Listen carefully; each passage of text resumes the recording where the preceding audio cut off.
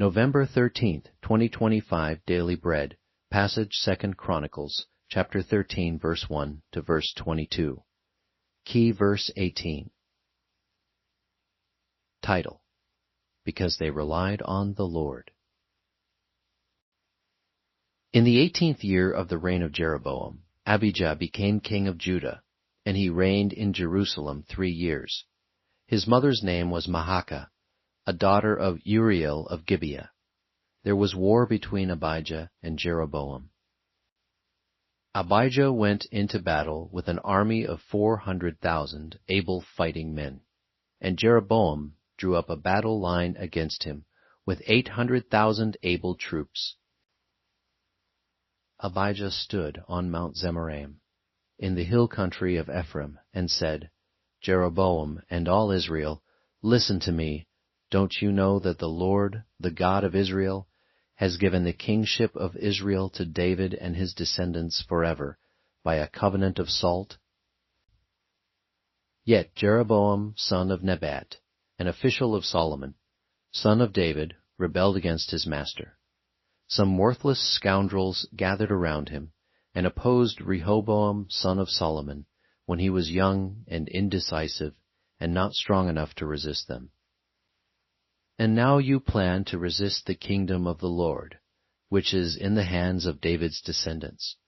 You are indeed a vast army, and have with you the golden calves that Jeroboam made to be your gods. But didn't you drive out the priests of the Lord, the sons of Aaron, and the Levites, and make priests of your own as the peoples of other lands do? Whoever comes to consecrate himself with a young bull and 7 rams may become a priest of what are not gods. As for us, the Lord is our God, and we have not forsaken him. The priests who serve the Lord are sons of Aaron, and the Levites assist them. Every morning and evening they present burnt offerings and fragrant incense to the Lord.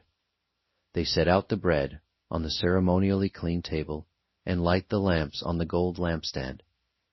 Every evening we are observing the requirements of the Lord our God.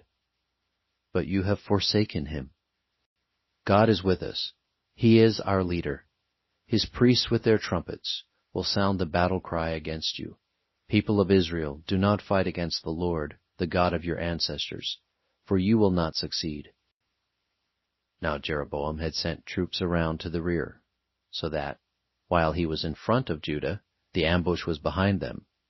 Judah turned and saw that they were being attacked at both front and rear. Then they cried out to the Lord. The priests blew their trumpets, and the men of Judah raised the battle cry. At the sound of their battle cry, God routed Jeroboam and all Israel before Abijah and Judah. The Israelites fled before Judah, and God delivered them into their hands. Abijah and his troops inflicted heavy losses on them, so that there were 500,000 casualties among Israel's able men. The Israelites were subdued on that occasion, and the people of Judah were victorious, because they relied on the Lord, the God of their ancestors. Abijah pursued Jeroboam, and took from him the towns of Bethel, Jeshanah, and Ephron, with their surrounding villages. Jeroboam did not regain power during the time of Abijah, and the Lord struck him down, and he died. But Abijah grew in strength.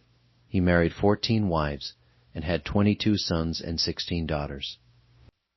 The other events of Abijah's reign, what he did and what he said, are written in the annotations of the prophet Iddo. Daily Bread Message.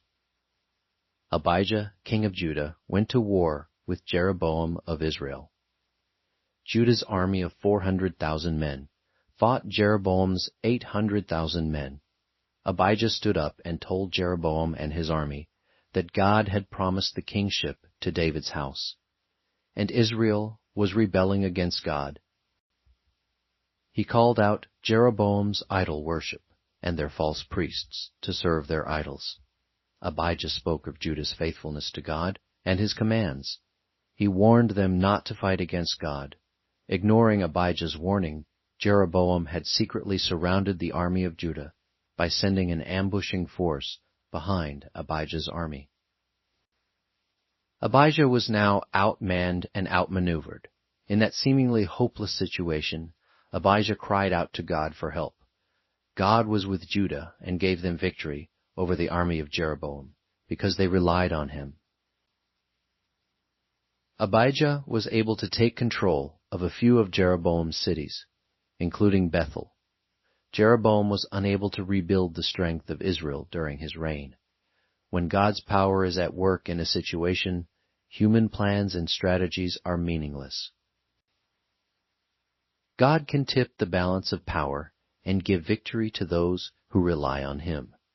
Our prayer and reliance on God can rally the armies of heaven behind our cause. Prayer.